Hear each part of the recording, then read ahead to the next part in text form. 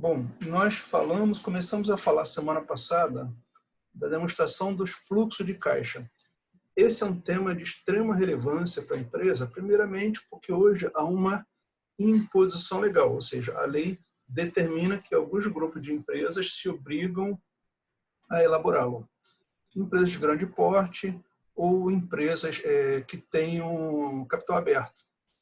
E nós falamos algumas características dessa demonstração, do método direto, do método indireto, vimos um exemplo, vamos ver o outro agora, né?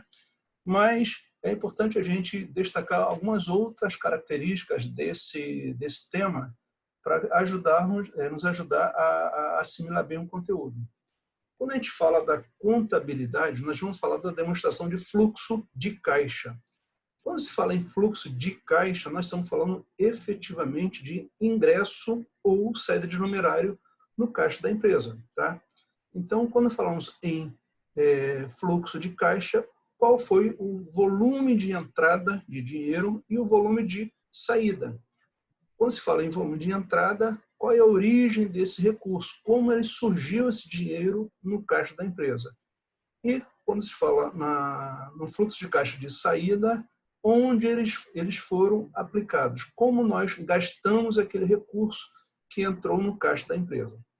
Só que, primeiramente, é prudente nós falarmos que a contabilidade ela observa a uma determinação legal que seja observado o princípio da competência. Esse princípio da competência ele determina que receita e despesa sejam confrontadas entre si, desde que se refiram ao mesmo período, ao mesmo exercício financeiro, né? Independentemente de terem recebido as receitas e terem pago as despesas, no momento em que a empresa ela apura o seu resultado financeiro. E nós vimos isso recentemente, quando apuramos a DRE, pegamos todas as receitas, todas as despesas, confrontamos entre si e apuramos o resultado da empresa, lucro ou prejuízo. Nós vimos que, na hipótese de ter ocorrido lucro, a empresa ela se vê obrigada a dar um destino àquele valor, reforçando o capital social da empresa, distribuindo em reservas ou distribuindo lucro aos seus acionistas. Então, tendo resultado positivo, o resultado decorre da existência de receitas maiores que as despesas. E assim a lei fala, princípio da competência. Então, a gente vai observar o tempo em que essa receita ou a despesa aconteceu. Tá? Então, quando confrontarmos esses dois valores, a gente vai ter lucro ou prejuízo contábil, que vai ser nada mais, nada menos que um resultado, né? Positivo ou negativo, ao fim de um ciclo, que necessariamente não implica dizer que tal resultado se refletirá diretamente na disponibilidade de dinheiro no caixa da empresa, que possa viabilizar recursos para o seu capital de giro. O que nós estamos querendo dizer aqui é que quando a empresa tem resultado positivo, lucro, o lucro nem sempre significa dinheiro no caixa. Então, que ela pode fazer vendas a prazo. Se ela fizer vendas a prazo, não haverá entrada de dinheiro no ato da venda, vai entrar no momento futuro. Então, o fato de ter lucro naquele período não implica dizer que ela terá capital de giro para manter, para mover o seu negócio. Tá?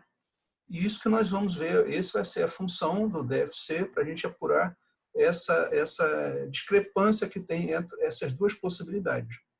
Então, o regime de competência, a gente vai registrar uma receita ou despesa em função do fato gerador que deu causa àquela receita ou àquela despesa. Tá? Então, quando der causa uma receita ou despesa, ela será registrada se é um aluguel que a empresa ocupou de terceiros em um determinado mês, daquele mês ensejará despesa de aluguel, porque ela usou o imóvel, por exemplo, no mês de maio. Então, ao fim de maio, ela fará o registro contábil da despesa de aluguel do mês de maio. Então, primeiro, ela usa o imóvel durante todo o mês de maio para que ele possa acontecer. Por que não temos despesa de junho? Porque junho não chegou ainda.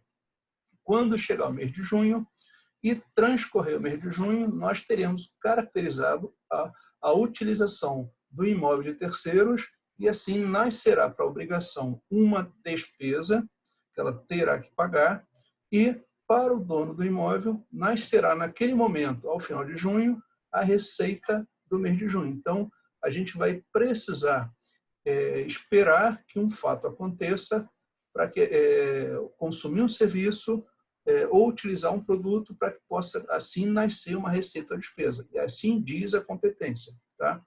E quando falamos no regime de caixa, então eu posso vender um produto em dezembro e receber em janeiro.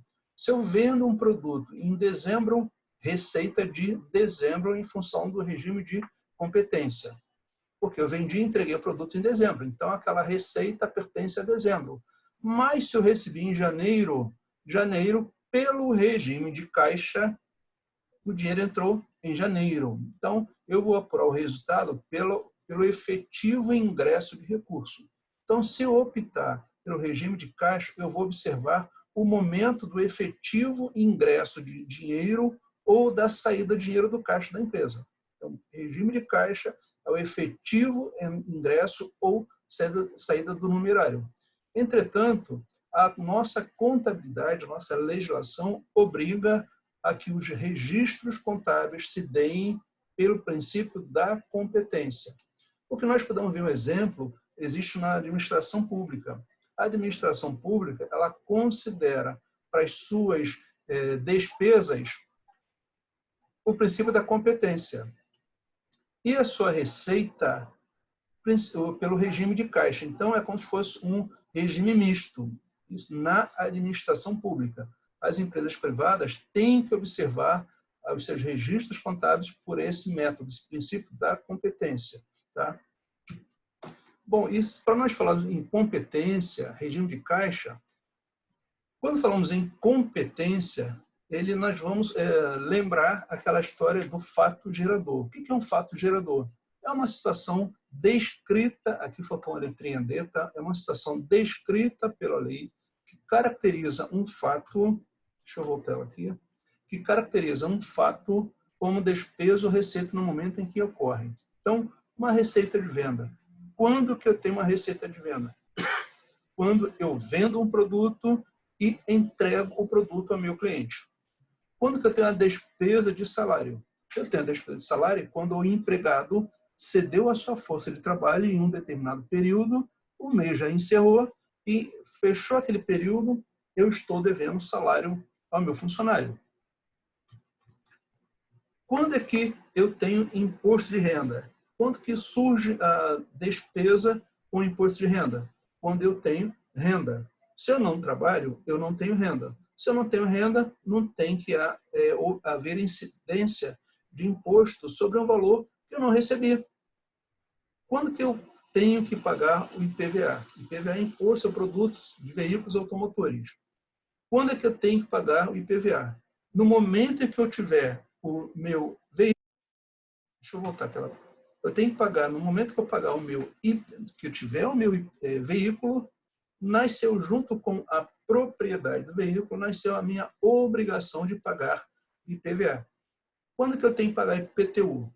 Quando eu tiver um imóvel. Então, no momento que eu tiver a propriedade do imóvel, nasceu junto com essa aquisição a minha obrigação de pagar IPTU, de pagar IPVA, de pagar o imposto sobre a minha renda. Então, desta forma, é só reforçar de que o fato gerador é uma situação que está em suspense na lei. No momento que esse fato aconteça, surgiu o fato gerador. E o fato gerador que vai caracterizar, dizer a que período pertencem. Tá? Se eu comprei um veículo em 2020, eu tenho que pagar IPVA na competência de 2020. Se eu comprei em 2019, eu já tinha que ter pago lá em 2019. Tá? E assim por diante. Então, a competência vai amarrar esse fato. Espera lá. Deixa eu voltar aqui na S. Só um instantinho, por favor.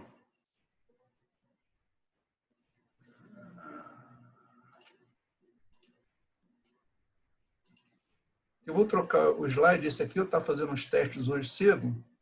Então, não é esse que eu ia colocar para vocês, não, mas tem mesmo conteúdo. Tá?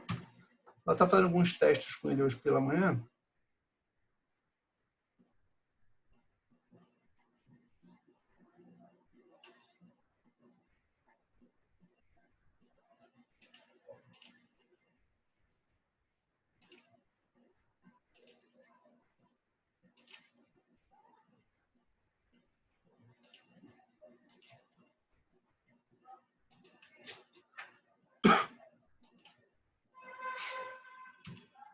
Prontinho. É o mesmo slide. Então, a competência ela está vinculando um fato, no caso, o fato gerador, a um determinado período. Nós estamos falando de uma despesa de um mês, o mês em que ela ocorreu. Estamos falando de um ano, um exercício financeiro, é do ano de 2019, 2020, 2021. Então, esse fato gerador vai amarrar esse fato àquele período que nós estivemos nos referindo. Tá? Então, o fato de eu ter uma receita de uma competência não obriga que eu tenha recebido esse valor naquela data. Eu posso ter feito uma venda em 2019 e recebê-la somente em 2020. Tá? Ou eu posso ter uma despesa de 2019 e só pagá-la em 2020. Tá? A empresa ela tem um salário, ela nos paga o salário do mês de maio.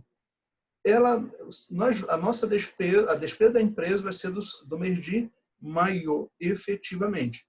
Fechou o dia 31 de maio, nasceu com a empresa a obrigação da despesa de salário do mês de maio. Mas ela vai nos pagar no mês de junho. Então, ainda que a despesa tenha competência do mês de maio, ela vai nos pagar no mês de junho. O pagamento de junho se refere a uma despesa de competência maio. Tá? E para ver essa importância dessa situação, por que é tão necessário a gente ver? Porque esse descasamento de lucro com o fluxo de caixa. Tá? Como que se daria isso aqui? Vamos imaginar que uma empresa ela tenha em X0 receita de 150, despesa de 100, consequentemente, tivemos um lucro de 50. Dessa venda que a empresa fez, receita de venda de 150, 50 foi à vista e 100 a prazo. Ora, se 50 foi à vista e 100 a prazo, esses 50 nós vamos receber dentro de X0. E os 100 vamos receber em X1. Tá? Então, a gente vai receber isso dentro do mesmo período, isso aqui no período seguinte. Ainda que o período seguinte seja um ano, ou seja um mês, a gente está tratando de meses diferentes, são períodos distintos. Tá? Então, desta forma, esse 50 à vista vai entrar no caixa do mesmo período de X0. Então, entrou no caixa de X0 o valor da venda à vista, mesmo período, X0 com X0, e o valor da venda a prazo entra no caixa do ano seguinte, em X1. Supondo que a empresa pague suas despesas todas em X0, é possível? Sim. Então, ela convencionou com seus credores que a despesa seria totalmente paga ainda em X0. Ora, mas se a empresa só teve, considerando só essas duas, é só essa operação, tá? Então, considerando que ela não tem tido outra fonte de receita, entrou no caixa da empresa somente 50 e saíram 100. Com isso, o que vai acontecer? Nós teremos a ocorrência de um fluxo de caixa negativo em 50. Por que razão? Ela teria que pagar 100, mas só tinha 50. Efetivamente, a legislação não permite que o caixa seja negativo, tá, gente? Aqui só estamos falando não do saldo do caixa, estamos falando do fluxo de caixa. Então, saíram 100 e entraram somente 50. Tá? Ou seja, saiu mais que entrou naquele período. Então, com isso, nós tivemos a ocorrência de um fluxo de caixa negativo em 50. Aí viria a pergunta, como que nós temos um lucro de 50 e o fluxo de caixa foi negativo? Né? Então, continuando esse exercício, por exemplo, nós temos aqui no ano seguinte, ou no período seguinte, X1, uma outra receita de 200, despesa de 150 e o lucro também de 50. Tá? Então, dessa venda, dessa receita de 200, à vista 150, a prazo 50. Se essa receita de 200 teve venda à vista de 150, em X1, esse valor aqui vai vir para o caixa de X1. Ele vai aparecer no caixa de X1. Tá? E esse aqui vai para o X2, um outro período ainda à frente. E neste mesmo exercício de X1, ela também se vê obrigada a pagar essa despesa de 150. Neste momento, nós teremos como total de entrada no caixa da empresa 250 e saída 150. Nessa hipótese, qual foi o fluxo de caixa que a empresa teve nesse período? E aí, pessoal? R$100? R$100. Por que razão? Entraram 250 e saíram 150. Então, aqui nós estamos diante de um fluxo de caixa positivo. Tá? Isso, aí vamos ver aqui. Ora, o lucro foi de 50. Como que eu tenho um fluxo de caixa positivo em 100, maior que o nosso lucro? É porque o fluxo de caixa ele só se reporta a entradas e saídas de numerário, ou recebimentos e pagamentos. E por que isso aqui aconteceu? Eu tive um fluxo de caixa, ou seja, tive mais entrada que saída quando meu lucro foi só de 50. Aí vamos averiguar que o caixa da empresa teve recursos que entraram no caixa do período passado. Tá? Então, o reflexo no caixa de X1 se deu em circunstância de receitas auferidas em X0. Tá? Ações que a empresa fez no período anterior se refletiram no caixa do período seguinte. Tá? Então, muitas das vezes isso vai acontecer. A gente vai ter um fluxo de caixa, podemos ter fluxo de caixa negativo ou positivo, e essa circunstância do negativo ou positivo é que nos cabe apurar. Tá? Gente, até aqui tranquilo? Professor, tá. Eu só não consegui entender muito essa questão do lucro. Da onde saiu esse lucro dos 50? É a despesa, é a receita menos a despesa, isso? Mesmo recebendo R$50 à vista e a prazo, ele calcula o total que tem de receita. Lembra quando eu comentei agora no exemplo? Supondo que a empresa faça uma venda em dezembro e receba em janeiro. Se ela fizer em dezembro, fizer venda em dezembro a prazo e receber o dinheiro em janeiro, a venda pertence, em obediência ao princípio da competência, ao mês de ocorrência. Tá? Então, o fato de ter uma receita não implica dizer que eu seja obrigado a receber só à vista. Se eu fiz venda a prazo, não é receita. Ela continua sendo receita, porque receita independe de recebimento, para eu caracterizar o fato como uma receita. E despesa independe de pagamento. Imagina só, eu vou numa loja, eu compro um bolo, eu como o bolo todinho. Aí eu pago só no mês seguinte. Eu consumi o produto em um mês, a minha despesa com o consumo desse produto foi no mês em que eu consumi o produto.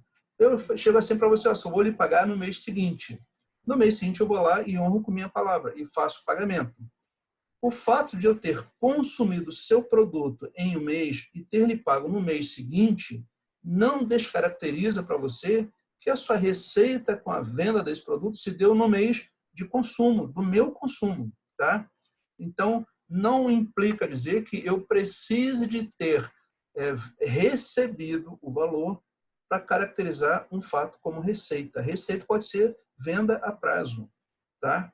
Então, por essa razão, que aqui eu vendi 150, despesa de 100, lucrei 50. Lucro contábil, 50. Ah, mas eu recebi só 50. Os 100 que eu não recebi não são receitas de X0, são receita de X0. Eu apenas recebi dinheiro em X1, mas elas pertencem a X0. Tá? Ela só vai aparecer os 100 no fluxo de caixa do X1, né? Mas ele contabiliza na receita de X0, né? Isso. Lembra quando nós, num dos últimos assuntos que nós abordamos, falamos sobre as reservas de receitas não realizadas? Como é que nós vamos distribuir um lucro se a empresa não recebeu todo o dinheiro dos seus clientes? Aí nós falamos, olha, se a empresa fez venda a prazo e o cliente ainda não pagou aquela importância à empresa, ela não tem como distribuir lucro referente àquela venda a prazo. Mas ela não tem receita do ano em referência. No nosso caso aqui de X0, de X1, tá? Então, o fato de venda ser realizada a prazo não descaracteriza, não desqualifica aquele valor ser classificado como uma despesa ou receita de um determinado período, tá? Sim. Então, ela só interfere no fluxo de caixa. Só no fluxo de caixa, tá bom? Tá bom. Tá, obrigada. Nada. Dando prosseguimento, então o caixa não reflete o resultado obtido no período. Se faz necessário promover uma comparação entre o fluxo de caixa operacional e o fluxo de lucro evidenciado na DRE. Foi o que você acabou de ilustrar aí agora. Tá? Então, como ele não reflete essa realidade, eles não se conversam entre si, ou seja, o resultado no fluxo de caixa não é o mesmo na DRE. Então, a gente tem que apurar deve ser essa situação. De que maneira? Nós falamos que o fluxo de caixa proporciona informações quanto à capacidade de gerar caixa e equivalente de caixa. Tá? Quando nós falamos em caixa e equivalente de caixa, nós falamos que caixa é todo o numerário à disposição da empresa. Ela tem ela pode utilizar prontamente aquele valor. Tá? E onde ela encontra esse valor de rápida utilização? No próprio caixa da empresa e no banco. Então, o caixa é considerado o caixa e o banco da empresa. E o equivalente de caixa é quando a empresa ela tem um valor aplicado numa aplicação financeira qualquer de muito rápida conversão. Se ela consegue, no momento que ela precisar utilizar esse recurso, ir lá nessa instituição e movimentar esse dinheiro, isso também é considerado um valor classificado como equivalente de caixa. Então, capacidade de gerar caixa ou equivalente de caixa. O DFC permite essa possibilidade. E de que maneira ela vai também nos informar como a entidade gera recursos ou como utiliza recursos. Se a empresa, todo recurso que entra na empresa é em decorrência da atividade operacional, ou seja, a atividade fim da empresa, a gente vai evidenciar, porque é importante que evidenciemos esse valor, porque não adianta. Se a empresa tem atividade de investimento, vamos falar que a atividade de investimento, quando a empresa tem algum valor que ela comprou e lançou no ativo, ou seja, é um ativo de longo prazo. Esse ativo vai ser importante para a empresa para que possa ajudá-la nas suas atividades. Imagine uma empresa, uma indústria que não tenha o seu maquinário. Como que a empresa vai continuar fabricando e, consequentemente, gerando renda, gerando valor aos seus acionistas? Então, a empresa necessita dos seus maquinários, necessita, talvez, de um imóvel, necessita de veículos. Então, se a empresa necessita desses ativos de longo prazo, esses valores são investimento que a empresa faz. Agora, se a empresa, no momento que ela precisa honrar com seus gastos operacionais, gastos normais, água, luz, telefone, salários, aluguéis, fornecedores, ela não tendo recurso para isso, que ela faz? Ela vai lá e vende um ativo, vende um imóvel, vende um equipamento, vende um veículo. Certamente, a venda desse item poderá trazer problemas de geração de renda futura para a empresa. Então, se nós observarmos somente a lucratividade que a empresa teve em determinado período, ele pode não representar efetivamente a capacidade que a empresa tem de gerar recursos somente com sua atividade operacional. Se ela compra e vende produtos, então, em decorrência dessa compra e venda de produtos, ela tem que ser eficiente, de forma que o resultado, em decorrência dessa atividade, consiga cumprir com todos os seus compromissos em decorrência das próprias atividades operacionais. Então, ela tem que gerar recursos, caixa suficiente para honrar com essas atividades aqui. Mas nem sempre isso acontece, então a gente vai verificar aonde ela gerou recursos, ela vendeu algum ativo, ou ela comprou algum ativo. Se ela comprou algum ativo, utilizou esse recurso em atividade de investimento. ou ela pagou um financiamento, ela tinha um financiamento de longo prazo, pegou um empréstimo de longo prazo, e a cada pagamento que ela faz, ela utiliza o recurso de caixa na quitação desse compromisso. Ou ela se valeu de um novo empréstimo, um novo financiamento. O novo financiamento, evidentemente, ele vai repercutir positivamente no caixa da empresa. Então, quando houver um aumento de dívida da empresa, com um novo empréstimo, esse valor vai aumentar o caixa da empresa. Então, é esse movimento de entradas e série de recursos no caixa da empresa que a gente vai avaliar. Tá? Dando prosseguimento, eu vou avançar um pouquinho.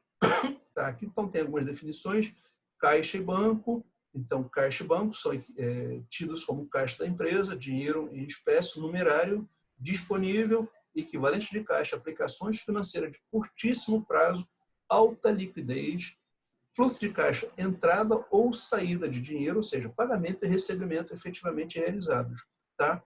E a empresa tem essas três atividades operacionais, principais geradoras de receita, e investimento na aquisição ou venda de ativos de longo prazo, ou mesmo as participações. Ela comprou equipamentos, comprou veículo, comprou imóveis, ou comprou participação em alguma empresa. Tá? Ela tem interesse numa concorrente, e essa concorrente, ou até seja de outro ramo de atuação, ela preferiu comprar, investir comprando o controle daquela empresa.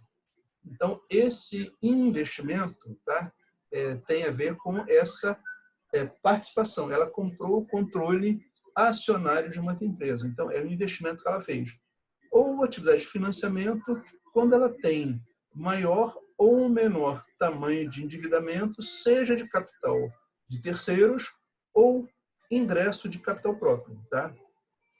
Então, feitas essas observações, vou avançar lá para aquela tela que a gente parou na semana passada. Tá? Isso aqui são as definições.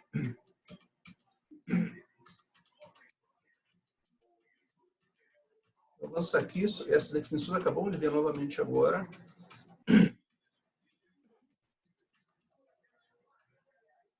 E nós começamos a falar do método direto. Tá?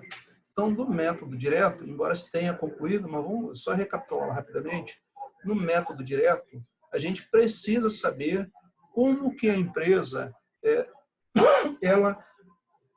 o que causou a mudança de valor entre um exercício financeiro e o outro, que nós vamos apresentar em instante. Então, supondo que a empresa ela tem o ano de X2, teve o resultado operacionais das suas operações ao final de um ano de X3, apuramos um lucro de R$10.000, apuramos a DLPA, onde nós verificamos que tinha um saldo de R$1.000 no ano anterior, lucro líquido de 10.000 e distribuímos 4.000 de dividendos, sobraram 7.000.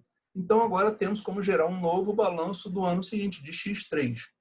Então, a DFC ela precisa, num primeiro lugar, de 2 exercícios financeiros para que possamos fazer a comparação de resultados. Tá? Então, agora temos 2 exercícios, 2 balanços patrimoniais, podemos realizar essa comparação de resultados. E o que vai decorrer dessa comparação? Nós temos aqui, tínhamos 3.000 e agora temos só 2.000. Ou seja, houve um fluxo de caixa negativo, não é isso? Se eu tinha 3.000 em dinheiro, agora só tenho 2.000. Se eu tive um lucro de 10.000, então parece uma incoerência, né? Eu tenho lucro e meu disponível diminui, fica menor. O que aconteceu? É aí que a gente vai entrar a DFC, tá? Então, pelo método direto, a gente começa a calcular pela variação ocorrida na conta de clientes, tá? Eu tenho 16.000 em X2 e em X3 eu tenho 18.000. Se eu tinha a receber 16.000 em X2, eu fiz vendas de 130.000. Aonde eu vejo isso aqui? Vejo lá na DRE. Pô, minhas vendas foram de vendas líquidas, tá? Aqui já tiramos deduções, cancelamentos, impostos incidentes sobre a venda. Aqui já tiramos tudo. Então, temos a receber líquido do nosso cliente 130 mil. Se eu tinha em X2 16 mil de crédito junto com meus clientes, ainda vendi mais 130 mil, neste instante nós temos então direito a receber dele 146 mil reais, não é isso? Se eu tinha direito a receber isso, vendi mais 130, neste instante eu tenho direito a receber 146 mil reais. Mas se no final daquele ano eu vi que o saldo de cliente era de 18 mil reais em X3, se eu tinha isso, passei a ter direito a mais isso e no final do ano eu só tenho direito a isso. Isso aqui está indicando para a gente que ele já nos pagou isso aqui, tá? Então, desta maneira, recebemos 128 mil, esse valor entrou no caixa da empresa, 128 mil, e o valor remanescente pode ser em decorrência daquelas vendas a prazo, duplicados a receber, tá? Então, para nós acharmos o valor de quanto teria entrado no caixa da empresa em função de pagamentos de cliente, nós vamos precisar do balanço patrimonial de um ano, da DRE do ano seguinte e do saldo final aqui de X3, tá, gente? Aqui eu cometi um errinho, 18 mil está aqui em X3, tá? Então, pego o balanço patrimonial de X2, DRE de X3 e o balanço de X3 também. Com isso, nós temos essa variação aqui ocorrida. Próximo passo, se teve teve entrada, agora vamos ver, fizemos pagamento ao nosso fornecedor? Então, primeiramente, o que nós vamos observar? Fornecedor tem uma correlação direta com mercadorias. Por que razão? Se eu tenho mercadorias, pressupõe que eu comprei do meu fornecedor. Então, eu vou relacionar a informação de fornecedores com mercadorias para saber quanto que eu paguei a ele. De que maneira? Eu sei que nós tínhamos 14 mil em X2. Mercadoria, 14 mil em X2. Eu efetuei algumas compras, normalmente acontecem compras ao longo do período. Não sabemos de quanto, porque nós estamos fazendo somente com base nos balanços e nas DREs. Tá? Então, ainda não sei quanto eu tinha de compra, mas podemos descobrir. Eu sei que no final do período, tínhamos 20 mil em estoque. Começamos X2, tínhamos saldo de 14 mil, e em X3, 21 mil reais. Mas eu tenho que ter um valor que vou somar as compras e desse valor eu vou tirar 21 para poder achar o CMV, 85 mil. Esse CMV 85 mil, a gente vai encontrar ele lá na DRE de novo. Lembra? Está logo aqui embaixo, a DRE. Mas para eu encontrar esse valor aqui, nós vamos fazer a fórmula do CMV, essa fórmula simples, apuração do estoque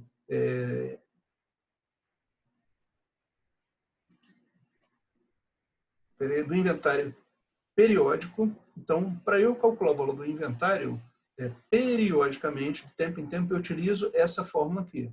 Eu pego o CMV, igual ao estoque inicial, mais compra menos estoque final. Basta que nós peguemos os valores que nós temos aqui, substituímos na fórmula, tá? E ao final eu terei aqui o valor de 92 mil. Então, se eu somar ao 14 mil, 92 mil reais e tirar 21 mil, vamos encontrar 85 mil reais, tá? Então, se eu tenho 85 mil de CMV, porque comprei 92 mil, então eu vou pegar agora aqui no balanço patrimonial, em X2, 11 mil reais, somar com as compras que teremos feito durante o ano de X3. Então, neste instante, devemos ao nosso fornecedor 103 mil reais, tá? Se devemos a ele 103 mil reais e no final do ano ainda devo 21